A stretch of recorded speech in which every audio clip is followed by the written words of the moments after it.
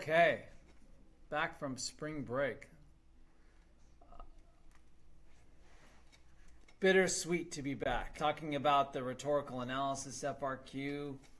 This is question 2. Statistically, unfortunately, for whatever reason, this is the lowest scoring of the 3 FRQs, so it's really important that you know how to master this one. This is also known as the analysis FRQ. Remember, it's all tied together. Diction, syntax, tropes, argument, if it applies, and the rhetorical triangle and pathos, logos, ethos, which you've probably been taught since like 8th grade honors English. The basics. Remember that knowing the terms is important, but also linking the terms to the purpose or effect is even more important.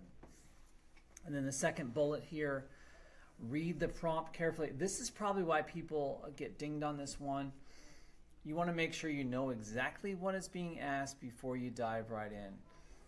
For the analysis FRQ, I would say link the stylistic choice, the rhetorical choice, to the TPE, tone, purpose, or effect.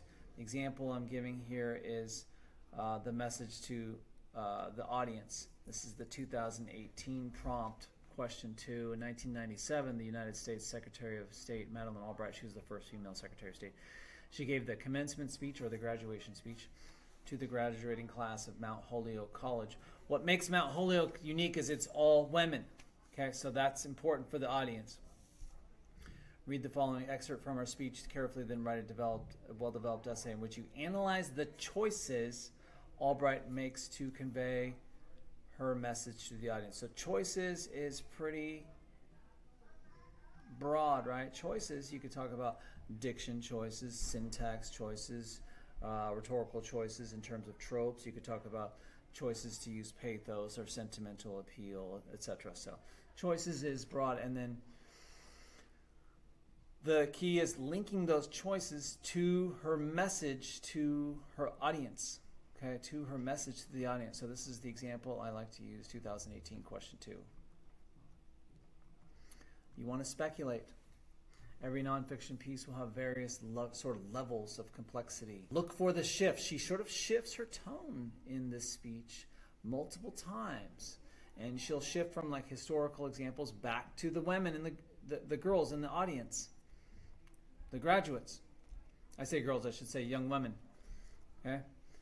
For the rhetorical analysis essay, you can always, if you're reading it and you're like, I've had some kids come back to the gym, Mr. Mooney, I couldn't find any tropes, so I didn't really know what to talk about for the analysis.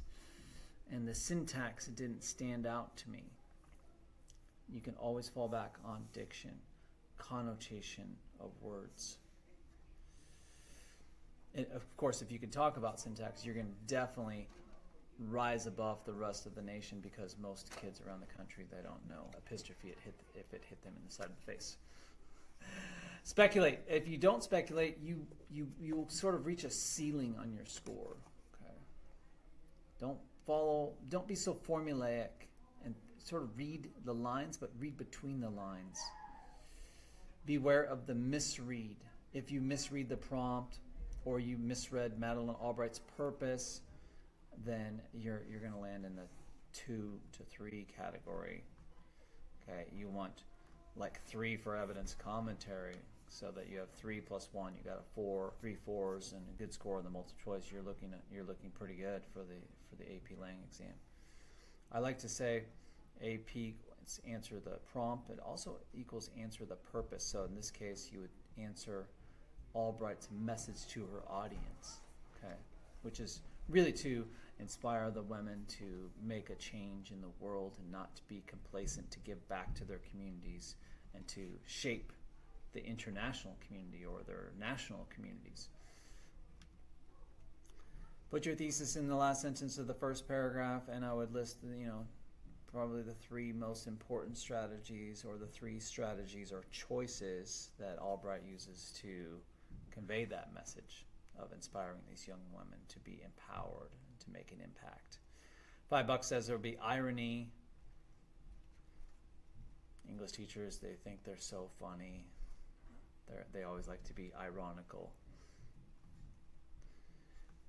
Look for allusions. There might be an allusion to mythology or the Bible, or there might be a historical allusion. There's a few historical allusions in the Albright. Don't parrot the prompt. If it says choices, use strategies. If it says message, use a synonym for message. Don't say message 16 times in your essay. Footnotes. If it has footnotes, those are really helpful. Read the footnotes and dates, sort of get the context for what's happening. Footnote. Oh, there's the bell. This slideshow was made during the COVID pandemic. For the rhetorical analysis, if there's a super long run-on sentence, then you want to talk about that. Avoid you. Use an academic tone. Okay, talk about the technique, and then in order to convey a message of inspiration or a theme of empowerment or whatever it is. AP Comp is also referred to oftentimes as AP Rhetoric. So they're testing your ability to analyze the rhetoric and link it to the purpose. Could be an analysis of argument, so remember that. If it is, that sort of opens the door to argument. It'll say words like position or view, and that will tell you. Avoid shows, avoid positive, negative, avoid writing in conclusion in your conclusion. Vary your sentence length. Think about what the author is not saying. We read this great Ernie Pyle piece at the beginning. It's all about these dead soldiers at Normandy. But if you read the first few lines, he never uses the word dead or death. They're sleeping. Some of them are sleeping forever. Think like the College Board. They like to cut these passages, so the first line and the last line are going to be important. Okay.